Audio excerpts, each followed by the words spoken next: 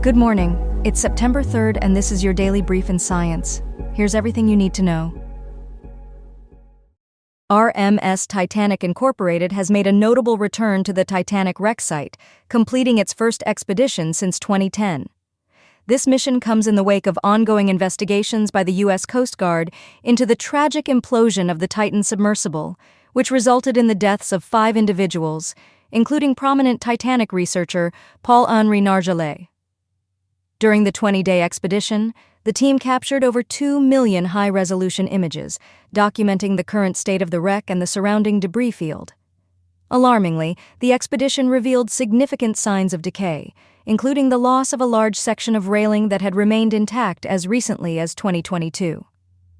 New images indicate that this piece has fallen off and settled on the seabed, underscoring the ongoing deterioration of the Titanic after more than a century underwater. In addition to the concerning decay, the expedition uncovered a remarkable find: a bronze statuette of the Roman goddess Diana, previously a centerpiece in the Titanic's first-class lounge. Known as the Diana of Versailles, this statue is approximately 60 centimeters tall and had been photographed on the seabed back in 1986.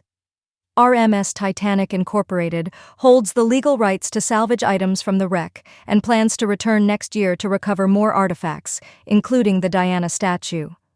The team meticulously mapped the wreck and its debris field, with the intention of sharing this data with the scientific community to help identify historically significant artifacts for future recovery.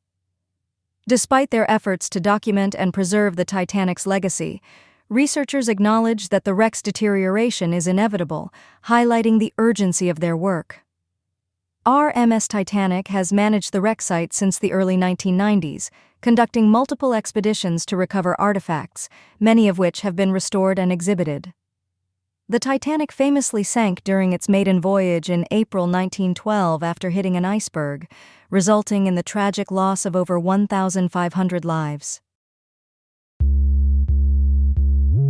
In a striking case of predator-prey dynamics, a study has revealed the fate of a pregnant female porbeagle shark tagged off Cape Cod in October 2020. The shark was monitored using a pop-off satellite archival tag, which collected crucial data on its movements and depth for 22 weeks before detaching near Bermuda. Upon detachment, the data indicated unusual depth and temperature readings, suggesting that the shark had likely fallen prey to a larger predator. Tracking data pointed towards a great white shark as the likely culprit, although other possibilities remain.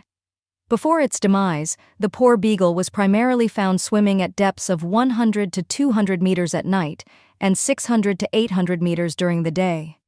The recorded temperature spikes at these depths were consistent with the gut temperatures of known predatory species, reinforcing the theory that it had been consumed by a larger shark. The loss of this pregnant female shark is concerning, as it not only affects the population's growth potential, but also means the loss of all her developing pups.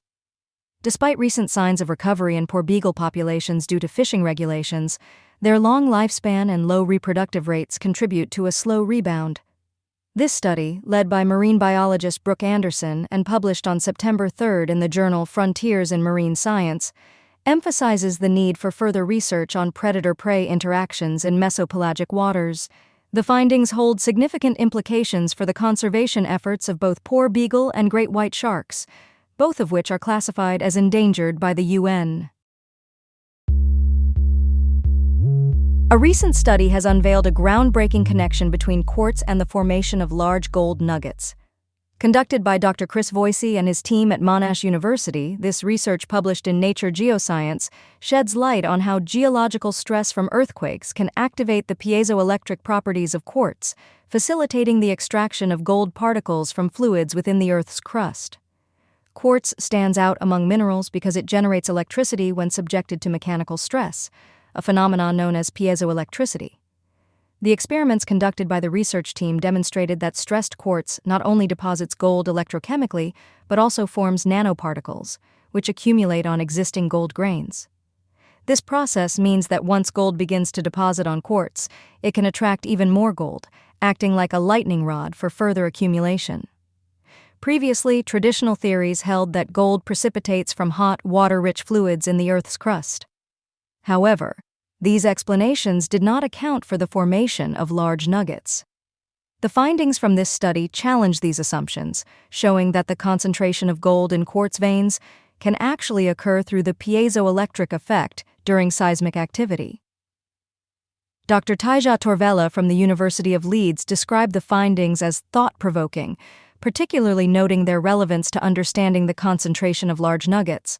The research team aimed to address why large gold nuggets form, as existing theories were inadequate in explaining their occurrence.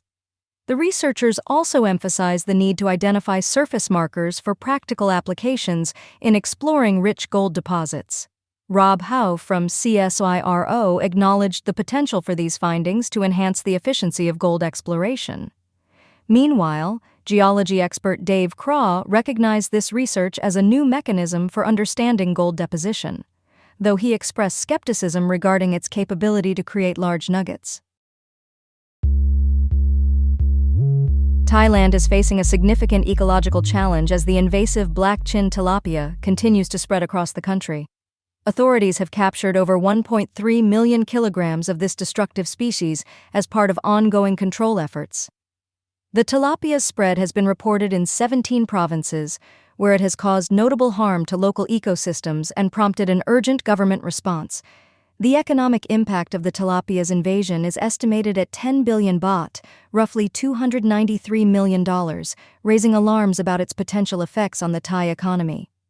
Experts are concerned that the rapid reproduction rate of black-chinned tilapia makes complete eradication unlikely, despite the current measures being implemented to control the population. In a bid to manage the tilapia, authorities have introduced natural predators, such as Asian sea bass and long-whiskered catfish. Additionally, to encourage local fishing efforts, the Thai government has increased payments to 15 baht per kilogram for captured tilapia and established designated vending areas for selling them. Investigations are underway to trace the origins of the infestation, with suspicions pointing to a 2010 experiment by Charo and Pokphand Food that imported black-chinned tilapia from Ghana. CPF has denied responsibility, stating that all imported fish died and were disposed of properly, but they are cooperating with government efforts. A parliamentary inquiry is also being conducted to uncover how the infestation began and identify any regulatory failures. Local reports indicate that the spread of tilapia is worsening, with sightings in previously unaffected small canals. This situation emphasizes the urgency of addressing the tilapia issue to ensure a healthy ecosystem for future generations, as highlighted by Bangkok MP Natasha Bunchayan-Sawat. A UN science panel has warned that invasive species like tilapia are rapidly spreading, causing significant ecological and economic damage worldwide. A recent study has unveiled a striking revelation about Jupiter's moon Ganymede. Approximately 4 billion years ago, a massive asteroid around 185 miles in diameter collided with Ganymede, dwarfing the asteroid believed to have caused the extinction of the dinosaurs. This impact is thought to have obliterated Ganymede's original surface and significantly altered its internal structure, which is believed to harbor a subsurface ocean of saltwater. Research led by Naoyuki Hirata from Kobe University links the extensive furrow system on Ganymede's surface to this ancient asteroid impact, indicating a major redistribution of mass. As material ejected from the impact settled, it formed a dense blanket around the impact site, increasing gravity in that region and causing Ganymede to realign with its tidal axis. The transient crater created by the impact is estimated to be between 870 and 1,000 miles wide, playing a crucial role in shifting Ganymede's rotational axis. Computer simulations suggest this asteroid impact may have destabilized Ganymede, resulting in it becoming tidally locked with Jupiter, always presenting the same face to the gas giant. NASA's Hubble Space Telescope has detected a thin oxygen atmosphere and water vapor on Ganymede, indicating the presence of an underground ocean that could be up to 60 miles deep. The European Space Agency's JUICE spacecraft is set to arrive at Ganymede in 2034, where it will spend 6 months observing the moon to deepen our understanding of its evolution and potential for harboring life. This mission is anticipated to yield high-quality images of Ganymede's surface and investigate the signs of the ancient impact and its effects. Paul-Henri Fletcher from the University of Leicester has highlighted the significance of the JUICE mission in examining Ganymede's surface and gravitational anomalies. The findings from the JUICE probe may either support or challenge Hirata's theories, as it aims to explore Jupiter and its moons further. Hirata's ongoing research will focus on Ganymede's origin and evolution, particularly the thermal and structural effects of the giant impact on its interior. This has been your daily brief in science. To read more about these stories, follow the links in the episode bio.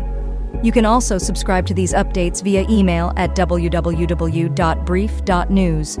For more daily podcasts about the topics you love, visit brief.news/podcasts. Tune in tomorrow.